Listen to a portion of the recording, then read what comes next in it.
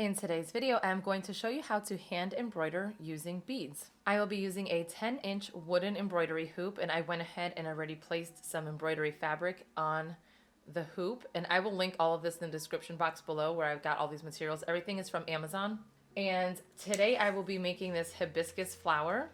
And so basically I just go into Canva and pick out whatever design it is that I want. So like for this one I did a monstera leaf.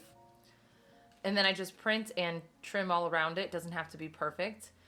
So this will be a little bit different because it has all these details on the inside, and I will just do my best to hand draw that. There are patterns and other ways that you can transfer a design onto your embroidery hoop, but I have not tried any of them yet, but I know that there are plenty of people on Etsy who sell patterns, and I believe you could just like stick them on and stitch them. So I'm going to do it like this just because this is all I've done so far. And I'm new to this, and this is just the way that I am doing it. So basically I will just decide where I want this and hold it down and get a pencil and just trace all around it. So I'm going to do that really quick, and then I will be right back. Okay, so my pencil is super light, so I'm not sure that you can even see it very clear, but I went ahead and just did the outline. And again, it doesn't have to be perfect because it's a flower and the petals aren't perfectly smooth anyway. So now I will just go in with my pencil and try to draw out some of these lines just to give it some of the detail. And then I will start stitching. So this is what it looks like. And now what I will do is decide my colors. So because I have beads that are more in the pink, purple, red, and orange tone, I will go ahead and use these. And basically, I think what I'm going to do is make it darker, so probably the reds and the darker oranges going here in the center, and then kind of work my way out to make it like a lighter pink. So I went ahead and pulled these colors of embroidery floss. I don't know that I'll use all of them, and I have a whole bunch more colors, so I might end up changing them. But I basically try to match the bead as best as I can. So for the dark pinks and reds, I will go ahead and use this color like that, because it'll blend pretty good. So what I will do is get about this much, cut it, and then there are like 6 strands. So then I go like this and I split them. And because we're just using it for the bead, I will just try to pull one at a time. So I like to just hold this down, that single piece by itself, and then I just go like this, and I keep moving my hands along the way, splitting them, so that it doesn't get a knot, because if it gets a knot, you'll have to just cut it and then you lose all that extra thread.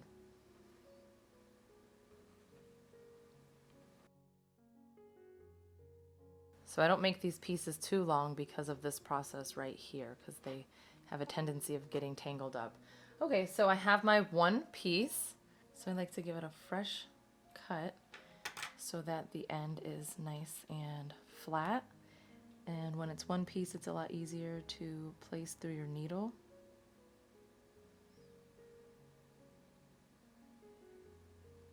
Okay.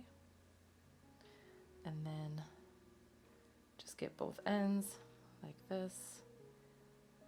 And then I go ahead and just tie a knot. And sometimes you have to double knot them because this is thin with the one piece and it might end up pulling through. So you can either double knot these, or you could use 2 pieces, so that this would end up being thicker. But I just literally make a little knot like this.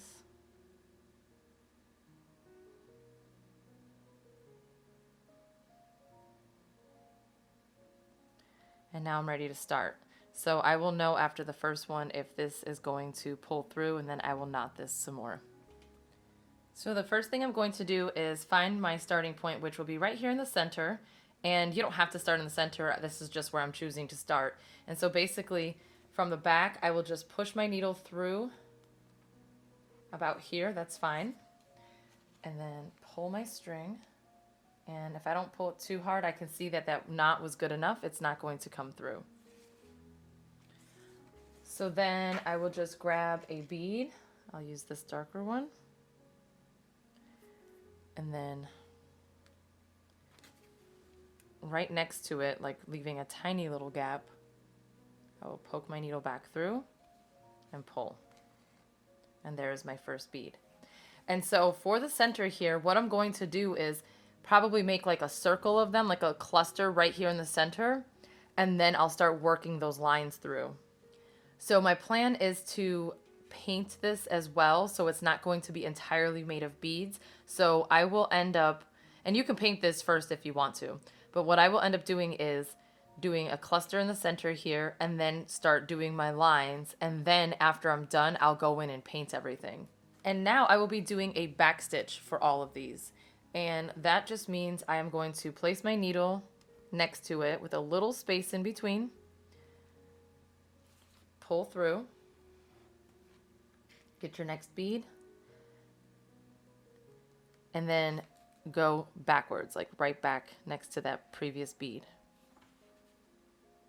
This just helps it to be a little bit more secure. And so these are two different shades of red, and that's totally fine with me. So when you buy a mix of the beads, when I made my monstera, what I did was I just picked them at random and let them be however they were.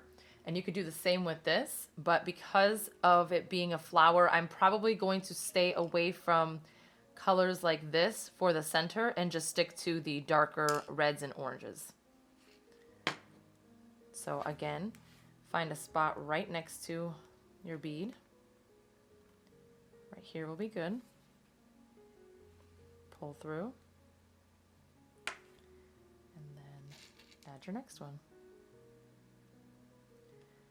And then go right next to the other one and pull. So I will go ahead and do this to the center, and then I will get started on the lines.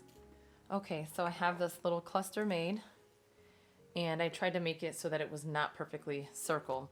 And then I ran out of my floss.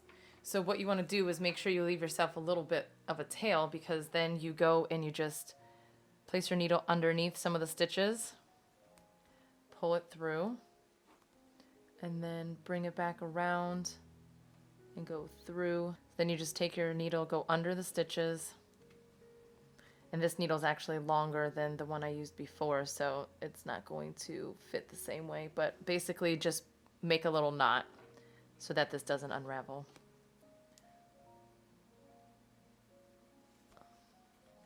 Okay, that's good. And then you just trim and start over. So I'm just going to grab another piece of thread and then start in a new spot.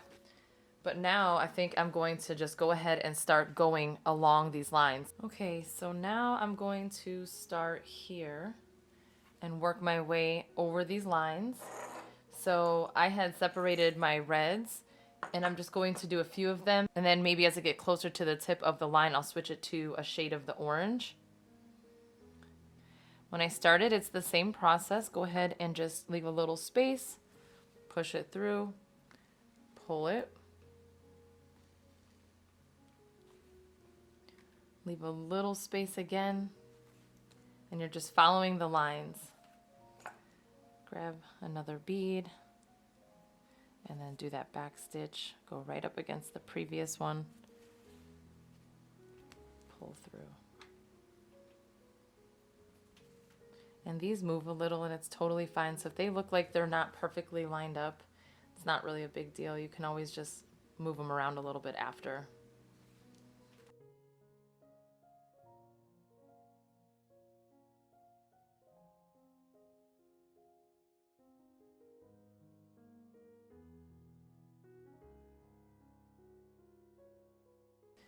Okay, and I can see there's a tiny bit of my pencil left. You might not be able to see it, but it's not a big deal because again, I will be painting this. So now I'm going to go through and do the same thing in all of my other lines. Okay, so this is what I have so far. I basically am just going to do the beads right here in the center. And if you're doing this, you can do this however you want. Some people choose to paint first and then do all of the rest. For some reason, I like to do this first. And so I did add a couple stitches right here just to kind of see what it's going to look like, and I probably will end up painting over them or just stitching over them. So basically now what I'm going to do is I have watercolor paint. With my watercolor paint, I am going to use the same tones right here in the center areas. I'm going to go ahead and paint it darker, and then I'm going to water them down a bit and then try to do kind of like an ombre going out where it lightens. I plan on putting some beads where these little spots are here. So for now, I'm going to start painting. And I have some water here. And again, I want this part to be a bit darker, so I'm going to basically kind of just tap it and just gently slide it underneath my beads like this.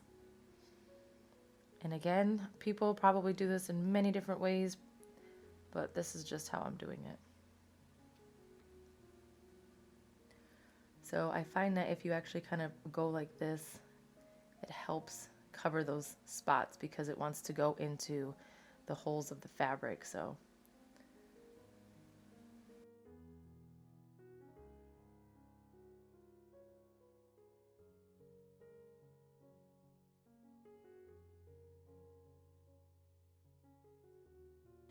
I'm going to continue with this color going around, and then I will show you what I do next. Okay, so I am switching to a smaller brush because I do want to get in between some of these beads as best as I can. So I probably will get paint on them just a little bit. I'm not too worried about it because they won't be noticeable.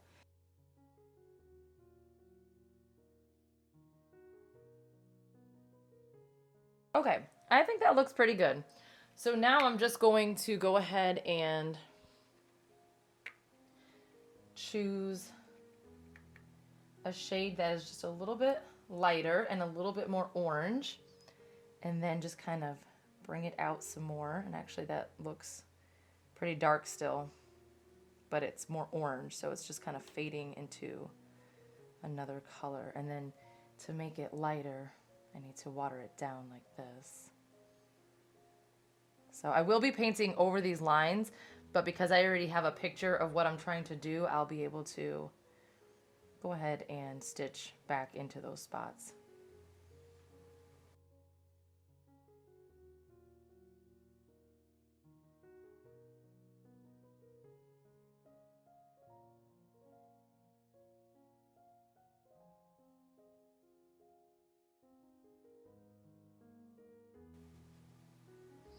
So I will continue to work this orange fading out around the edges, just around where I'm at now. So I got to do the top part, and then I will end up working some pink into it. So I'm going to continue this for a bit, and then I'll be back.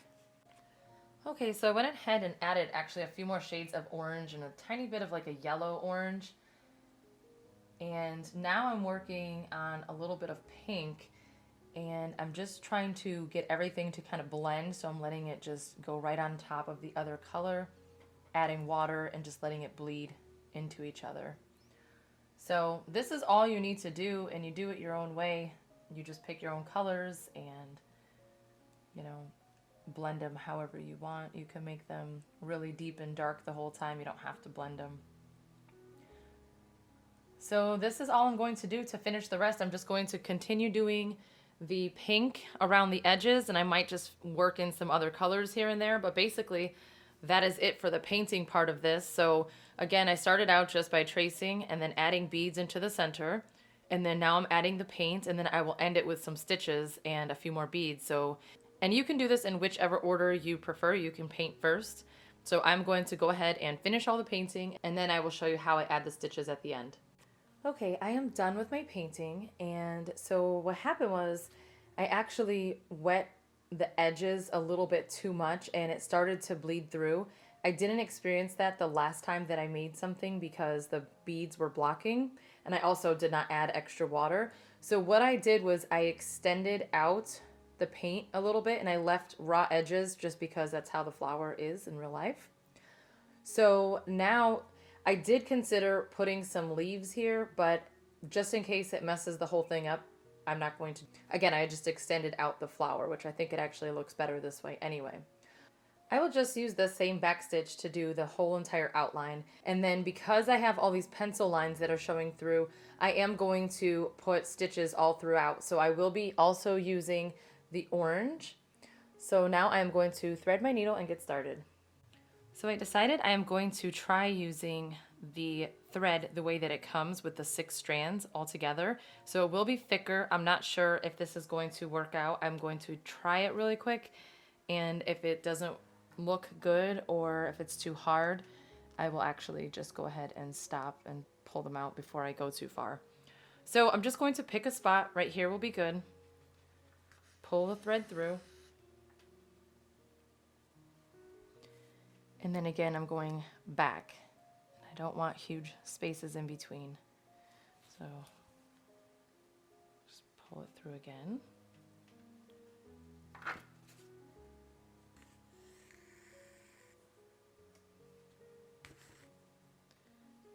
And I want to make sure that it's smooth. Okay, that looks good. Okay. Take my needle, and if you can see the spacing, let's see. My needle is right here.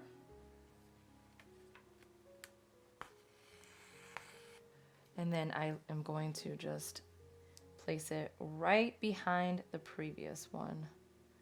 And then I will just continue to do this throughout the spacing on the petals.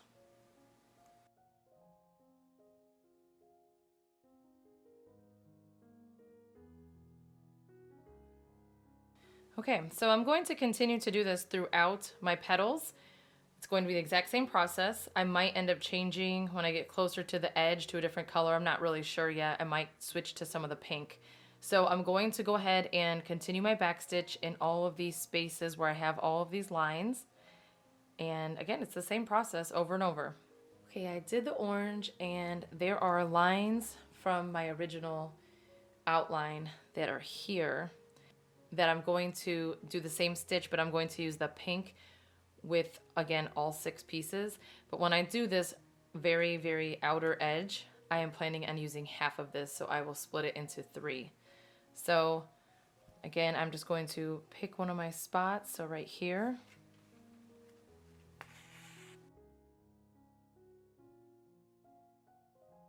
Now I will continue until I cover all of my pencil marks with this pink. And then when I get into this section here, I'm going to use my darker pink again.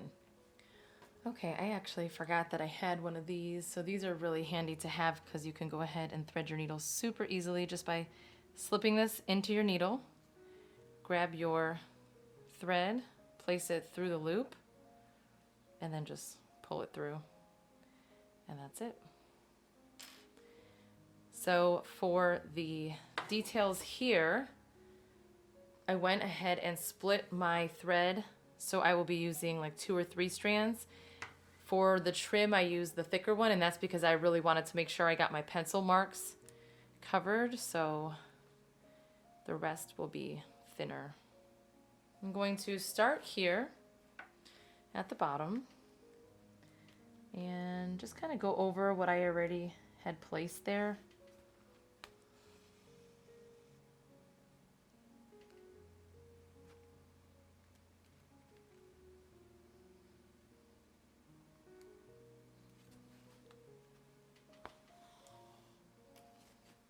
It goes in much smoother also when you don't use as many threads. Like using the whole thing was pretty thick. And I honestly didn't really like working with it. It was a lot harder. I went ahead and separated some beads that were like yellow, gold, and pink. So I'm going to go ahead with the back stitch, but I need to find right here. That'll be good. I'm going to go ahead with a long stitch here. So I'm going to go in, pull it through, go to the center, pull it through, and then I need to get my bead in, but I'm actually going to go here on the other side of that so that I have these lines.